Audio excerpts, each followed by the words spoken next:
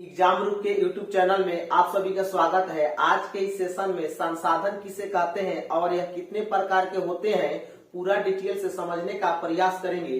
तो छोटू सबसे पहले दिया है संसाधन किसे कहते हैं, जो कि बोर्ड पर भी लिख चुके हैं। वैसा वस्तु जो हमारी मूलभूत आवश्यकताओं को पूर्ति करता है उसे हम क्या कहते हैं, संसाधन कहते हैं। यानी दुनिया के कोई भी चीज मनुष्य का मतलब मूलभूत आवश्यकताओं का पूर्ति करेगा वो क्या होगा, संसाधन हो जाएगा। जैसे में हम लोग का क्या हो जाएगा छोटू, हम लोग का हो जाएगा कपड़ा हो जाएगा। हम पढ़ा रहे हैं बोर्ड हमारा संसाधन हो जाएगा, क्योंकि हम लोग का मूलभूत आवश्यकताओं को भी पूरा कर रहा है। ये सब क्या हो जाएगा, संसाधन। उसी तरह आपका बन रहा है वीडियो मोबाइल से, मोबाइल भी आपका क्या हो जाएगा, संसाधन हो जाएगा।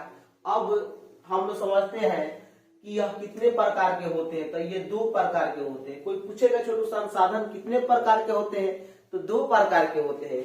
तो पहला आता है मानवकृत संसाधन, या मानवकृत का दूसरा छोटू नाम है कृत्रिम संसाधन। क्या नाम है, कृत्रिम संसाधन।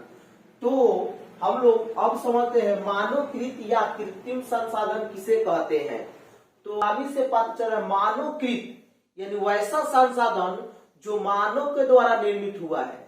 वैसा संसाधन जो मानव के द्वारा वस्तु निर्मित हुआ है उसे हम क्या कहते हैं, मानवकृत संसाधन कहते हैं। जैसे में क्या हो जाएगा छोटू, मानव के द्वारा क्या क्या निर्मित हुआ है। आपका कलम हो जाएगा, क्या हो जाएगा, कलम। उसके बाद से किताब, क्या हो जाएगा, किताब। और उसके बाद से बेंच, टेबुल, कपड़ा, मकान, घर, ईटी से, ये सब क्या हो जाएंगे छोटू, मानवकृत संसाधन या कृत्रिम संसाधन हो जाएंगे। ठीक है। अब उसके बाद समझते हैं प्राकृतिक संसाधन क्या है। प्राकृतिक वैसा संसाधन जो प्राकृतिक द्वारा प्राप्त हुआ हो, यानी भगवान द्वारा प्राप्त हुआ हो, उसे हम क्या कहते हैं, प्राकृतिक संसाधन कहते हैं।